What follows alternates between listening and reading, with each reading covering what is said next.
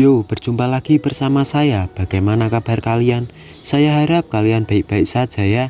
Dan gimana puasanya? Masih tetap lancar kan? Ya pastinya lah. Oke, pada kali ini saya akan membahas film yang agak sesuai dengan keadaan duka di Indonesia, yang dimana kapal selam Kri Nanggala 402 telah gugur pada tanggal 22 April 2021. Semoga para arwah diterima di sisinya dan keluarga yang ditinggal diberi ketabahan. Mengungkit insiden tenggelamnya Nanggala, nah 21 tahun yang lalu juga ada loh peristiwa insiden kecelakaan kapal selam terbesar di dunia, yaitu kapal Cruz 141 buatan Rusia yang tingkatannya sekelas Oscar.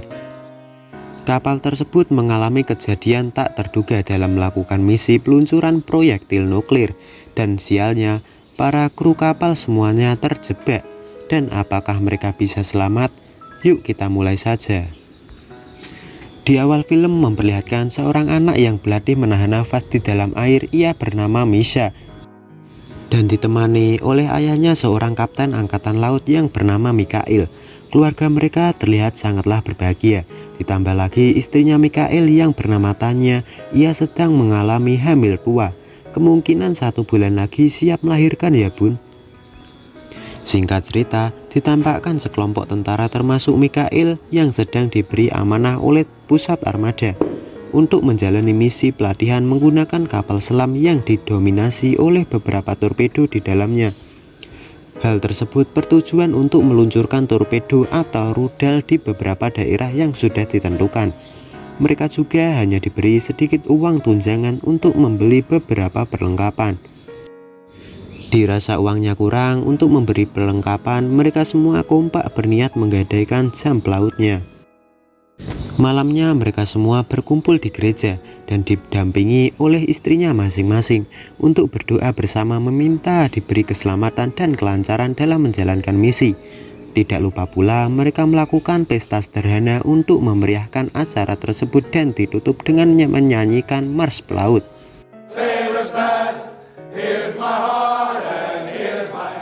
Di keesokan hari mereka semua bersiap-siap untuk melakukan pemberangkatan.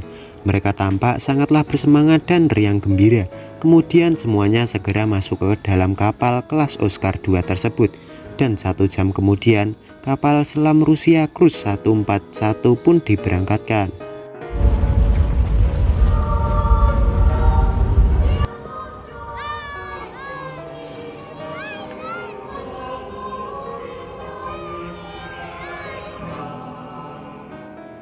Singkat cerita, mereka pun telah mencapai kedalaman 28 meter di bawah permukaan laut. Kemudian komando kapal pun memberi instruksi dan tata kerja dalam misi peluncuran torpedo tersebut. Dan suatu kendala pun mulai nampak di program mereka, di mana semua alat serta perlengkapan tersebut berkualitas cacat dan murahan. Maka dari itu mereka harus sangat ekstra hati-hati dalam melakukan misi. Awalnya semua berjalan dengan lancar tanpa kendala. Di suatu ketika saat akan memanaskan proyektil nuklir tersebut, tiba-tiba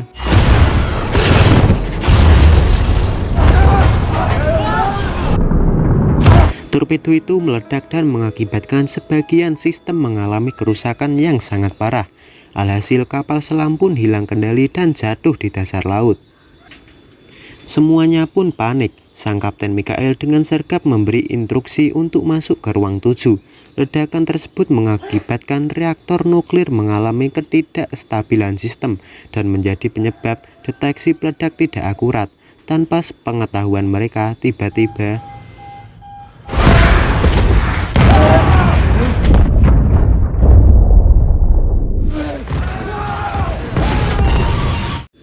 ledakan kedua terjadi dengan amat sangat dahsyat. Semua bagian depan awak kapal pun mengalami kebocoran. Dan lagi-lagi si Mikhail memberi instruksi kepada anak buahnya untuk segera berpindah ke ruang 9 dan mengambil dokumen-dokumen yang sekiranya penting. Mikhail pun berusaha menghubungi pusat armada, tetapi tidak ada balasan sedikit pun, dikarenakan semua sistem rusak dan membuat saluran koneksi terputus. Diduga ruang tersebut sudah dipenuhi dengan air. Lalu mereka berpindah ke ruang 9 untuk mengamankan diri. Oke, cerita berpindah ke pusat armada Rusia. Situasi di situ juga terlihat sangat guncang. Setelah kapal selam Cruz tak terdeteksi dan hilang kontak. Terlebih lagi mereka semua merasakan adanya 2 ledakan dahsyat di bawah air. Hal itu sangat meyakinkan mereka bahwa kapal selam Kursk sedang mengalami situasi darurat. Kejadian tersebut membuat pusat armada Rusia langsung mengirim sebuah kapal selam kecil untuk mencari keberadaan kapal selam Kursk 141. Setelah beberapa jam mencari, pencariannya pun membuahkan hasil. Kapal Kursk ditemukan di dasar laut Barents, dan mereka segera mengirim tanda SOS kepada pusat armada supaya mempermudah mengirim bala bantuan ke tujuan. Mendengar berita tersebut, pihak keluarga juga sangatlah bersedih dan hanya bisa berdoa meminta agar mereka semua selamat. Oke, cerita kembali ke kapal selam. Di situ situasi hanyalah panik dan panik. Terlebih lagi tabung oksigen sudah rusak. Salah satu anak buah Mikhail pun memberitahu kepada Mikhail bahwa ia menyimpan kartrid oksigen di lokernya. Alangkah tetapi loker tersebut jauh berada di ruang 7 yang sudah dipenuhi oleh air. Mikhail yang seorang kapten pun bersedia untuk mengambil kartrid tersebut demi keselamatan bersama. Dan Mikhail pun mengajak salah satu anak buahnya yang bernama Sasha. Kemudian mereka segera mengambil kartrid tersebut. Setelah 5 menit mencari kartrid di dalam air, mereka pun berhasil mendapatkannya.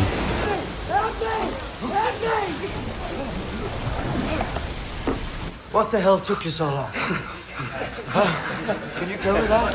Kemudian anak buah Mikhail yang bernama Oleg pun mengetuk bagian kapal untuk memberi informasi bahwa mereka masih hidup.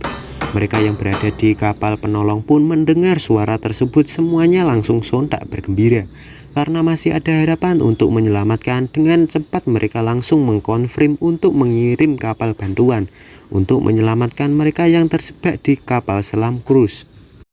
Istri Mikhail yang mendapat kabar tersebut seketika langsung terlihat gembira. Kemudian ia menyebarkan berita tersebut kepada istri-istri mereka yang terjebak di kapal Kursk. Alhasil semuanya tampak senang dan ayem.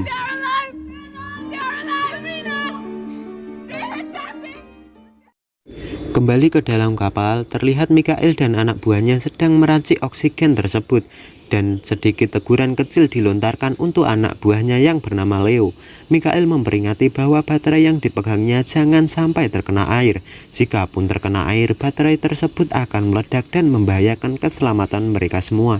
Kemudian setelah itu kartridnya pun dimasukkan dan oksigen manual berhasil dihidupkan. Di saat bersamaan, kapal bantuan akhirnya datang untuk menyelamatkan mereka.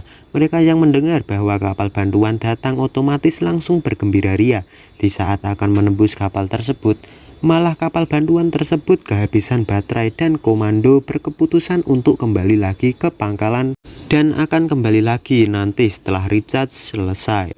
Mereka yang mendengar kapal bantuan menjauh merasa hilang harapan dan bersedih hati. Tetapi di situ Mikhail layaknya seorang kapten menegaskan kepada anak buahnya bahwa kapal bantuan akan kembali lagi menolong kita. Hanya saja kita harus sabar menunggu dan menunggu. Hal itu sedikit mengobati rasa sedih di hati mereka.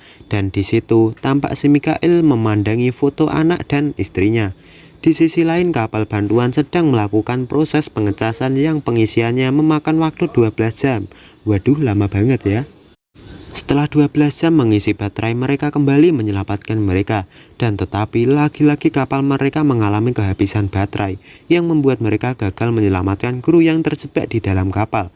Komando kapal pun emosi dan meminta bantuan kepada Inggris untuk ikut membantu tim Rusia. Inggris pun dengan senang hati untuk membantu kru Rusia yang terjebak di kapal selam, tetapi mereka harus meminta izin kepada Presiden Rusia terlebih dahulu. Singkat cerita, di sebuah rapat presiden yang di situ juga terdapat istri-istri dari tim kapal Kursk, Presiden mengatakan bahwa Inggris ingin ikut membantu dalam kasus tersebut. Terkejut mereka semua tampak sangat bergembira. Kemudian Presiden mengatakan bahwa ia tidak menerima bantuan tersebut dikarenakan Rusia dan Inggris masih mempunyai perang dingin di antara mereka. Presiden Rusia merasa gengsi dan tidak ingin pihak luar ikut campur. Sontak semua istri mereka langsung emosi kepada presiden tersebut. Para ibu mengatakan bahwa ia sangat egois dan mungkin menginginkan suami kami tewas. Singkat cerita, kapal bantuan ketiga kalinya pun dilepaskan. Battery level's 12%.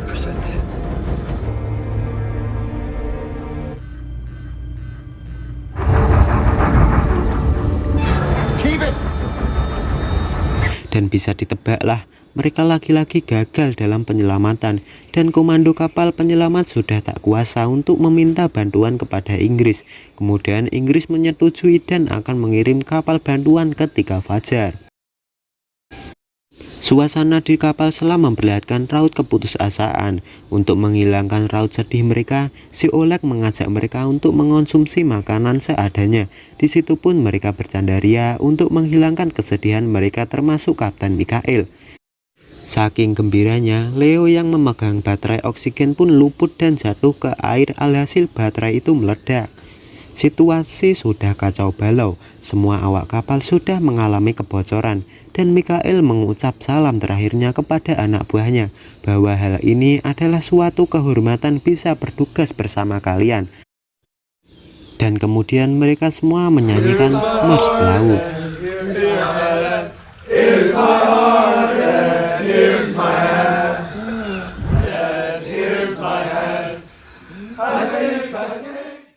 Singkat cerita, fajar pun tiba.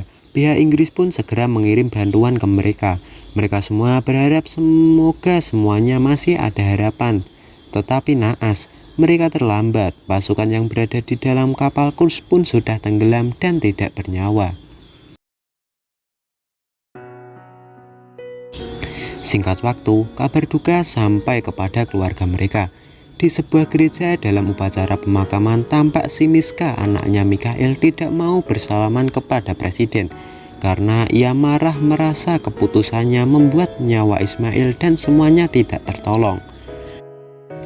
Di akhir film, tampak orang penjual perlengkapan tadi meneriaki si Misha untuk memberi jam Mikhail kepadanya, dan film pun selesai. Film ini bagi saya cukup perfect karena berhasil membuat suasana sedih dan tegang di hati penonton. Ya tergantung penontonnya sih, bisa menghayati atau enggak. Kalau aku sih yes. Dan uniknya lagi, film Kursk 2018 ini diambil dari kisah nyata, di mana kejadian tersebut terjadi pada tanggal 12 Agustus tahun 2000 di Rusia. Ya sedikit amanat dari saya, janganlah sesekali menunda-nunda berbuat kebaikan, karena belum tentu kesempatan berbuat baikmu selalu ada, dan bisa saja hal tersebut bisa membuat hatimu menyesal seumur hidup. Oke, sepertinya cukup itu saja dari saya. Kurang lebihnya mohon maaf. Oke, see you.